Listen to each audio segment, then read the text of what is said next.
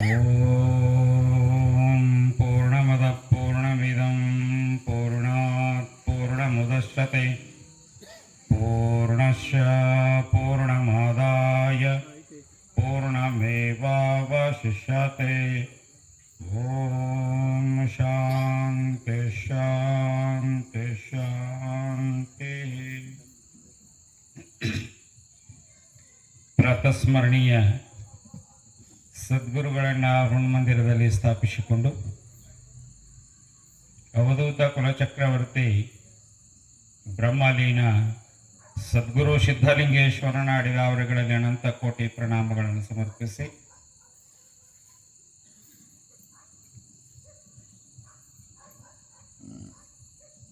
ಶ್ರೀ ಕ್ಷೇತ್ರದ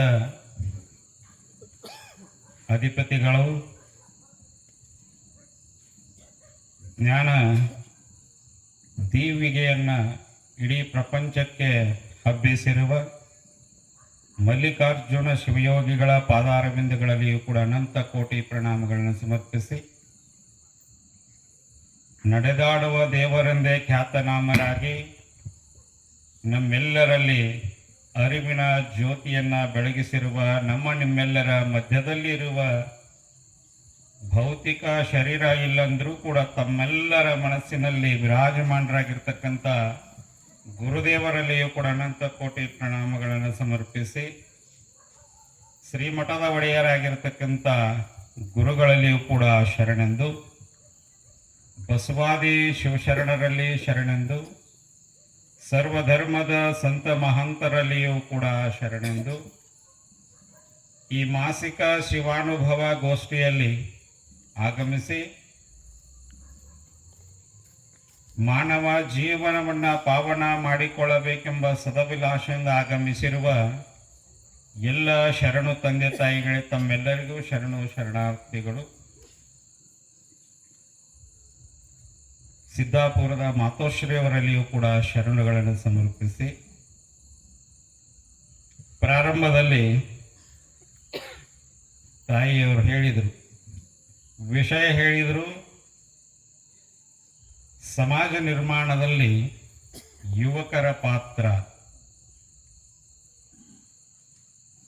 ವಿಚಾರ ಬಹಳಷ್ಟು ಎಷ್ಟು ನಾವು ಆಲೋಚನೆ ಮಾಡ್ತೀವಿ ಅಷ್ಟು ಕಡಿಮೆನೆ.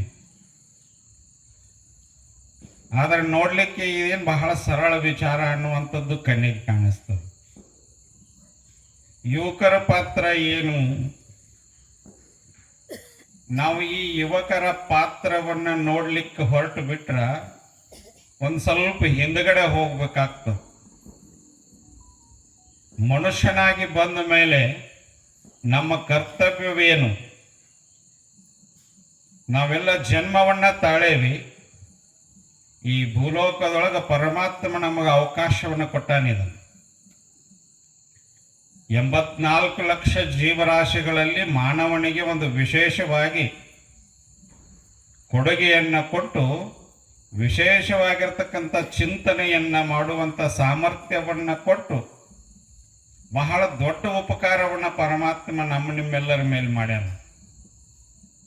ಅದರ ಪರಮಾತ್ಮ ಕೊಟ್ಟಿರ್ತಕ್ಕಂಥ ಈ ಶರೀರವನ್ನು ನಾವು ಎದಕ್ಕೆ ಬಳಸಬೇಕು? ನಾವೆಲ್ಲರೂ ಕೂಡ ನಮ್ಮ ನಿತ್ಯ ಜೀವನದೊಳಗೆ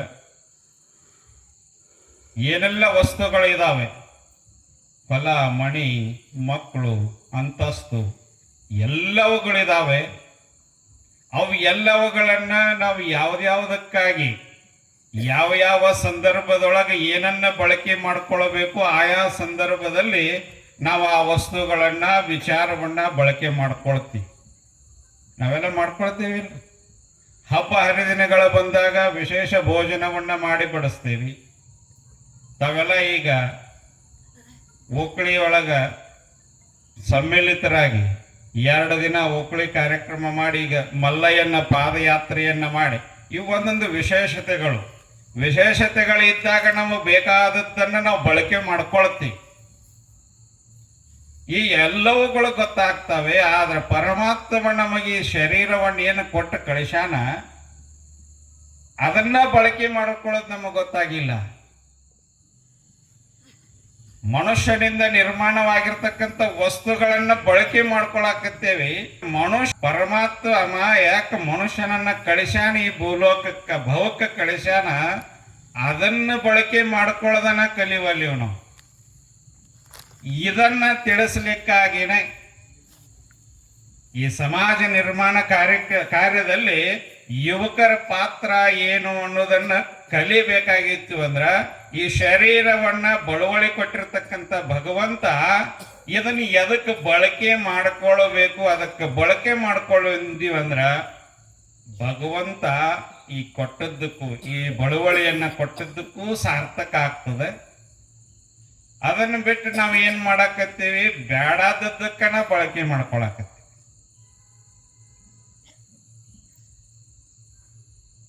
ಔಷಧದಲ್ಲಿ ಮನುಷ್ಯ ಆರೋಗ್ಯ ತಪ್ಪಿತ್ತು, ಅನಾರೋಗ್ಯದಿಂದ ಬಳಲ್ತಕ್ಕಂಥ ಮನುಷ್ಯನಿಗೆ ವೈದ್ಯರು ತಪಾಸಣೆ ಮಾಡಿ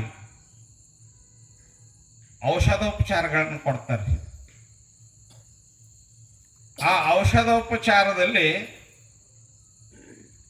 ಎಲ್ಲ ಸತ್ತುಗಳಿರ್ತಾವೆ, ಅದರೊಳಗೂ ಆಲ್ಕೋಹಾಲ್ ಇರ್ತದೆ. ಮನುಷ್ಯನಿಗೆ ಉಂಡು ಇದು ಗುಳಿಗೆ ತಗೊಳ್ರಿ, ಗುಳಿಗೆ ತಗೊಂಡ ನೀವು ರೆಸ್ಟ್ ಮಾಡ್ರಿ ಅಂತ ವೈದ್ಯರು ಸಲಹೆ ಕೊಡ್ತಾರೆ ನಮ್ಗೆ. ನೀವು ಡಾಕ್ಟರ್ ಹತ್ರ ಹೋದ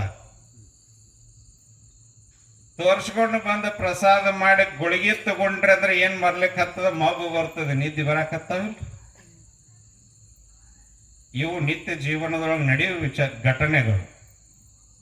ಔಷಧವನ್ನು ತಗೊಂಡಾಗ ನಿದ್ರೆ ಪ್ರಾರಂಭ ಆಕತಿ, ನಾವು ಮಲ್ಕೊಳ್ತೀವಿ. ಮಲ್ಕೊಂಡಾಗ ಏನಾಗ್ತದೆ, ಶರೀರ ಸ್ವಸ್ಥ ಆಗ್ತದೆ, ಆರಾಮ ಆಗ್ತದೆ, ರಿಲೀಫ್ ಆಗ್ತದೆ. ಮತ್ತೆ ತಯಾರಾಗಿ ನಾವು ಕೆಲಸ ಕಾರ್ಯಗಳಿಗೆ ಹೋಗ್ತೀವಿ.